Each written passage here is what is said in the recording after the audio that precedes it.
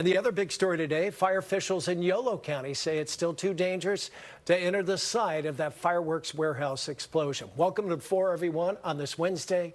I'm Frank Malika. And I'm Christina Rendon. KTVU's Jana Katsuyama got an update and spoke with family members who drove from the Bay Area to try and find out what happened to their loved ones. She joins us live from Yolo County now with more. Jana. Yes, and a very agonizing wait for those family members who are still trying to find out whether any of the people who are missing, there are 7 missing, might be one of the people who are one of their family members. They are keeping a very wide berth around this area. You can see there's a roadblock right behind me. We do understand that there were 2 people who did manage to escape from the fire, and the fire chief said that they were treated for injuries. But right now they cannot go in. They're still waiting for things to settle down before firefighters can go into the scene.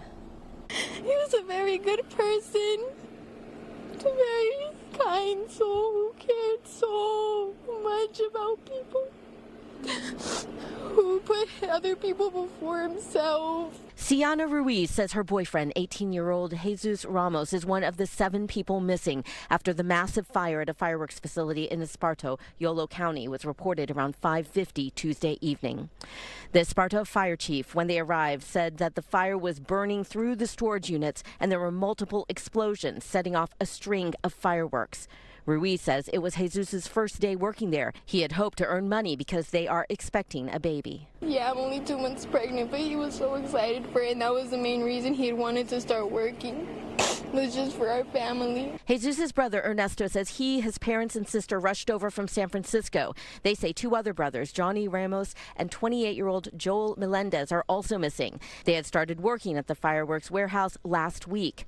CAL FIRE says it is still too dangerous Wednesday to enter the site. We do have aerial reconnaissance going on, and that has been a big portion of the investigation at this time. But until it is safe to have first responders get at site, and we don't know when that's going to be. They had started working at the fireworks warehouse last week. CAL FIRE on Wednesday says it is still too dangerous to enter the site. Fire officials say they still do not know the cause of the fire. The property was a licensed fireworks business. We know that the property is a pyrotechnics company that does do commercial display types of fireworks.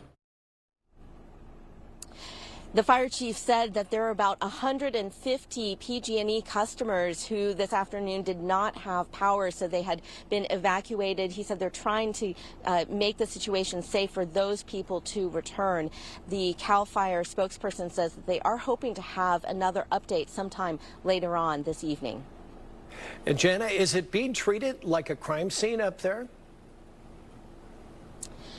Well, you know, the Yolo County Sheriff initially was in charge. They said they have now transferred that over to CAL FIRE, and CAL FIRE says they are trying to preserve the setting because they haven't been able to go in there with the investigators. So for all intents and purposes right now, it is being treated as a crime scene. And as far as the building itself, did they say whether or not that business had been inspected?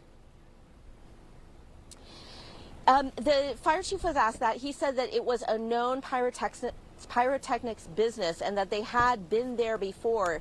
He said he couldn't recall what the last time was that it had been inspected, but he said it had undergone inspection in the past. All right, Jana Katsuyama, live for us up in Yolo County. We'll see you again at 5. Jana, thank you.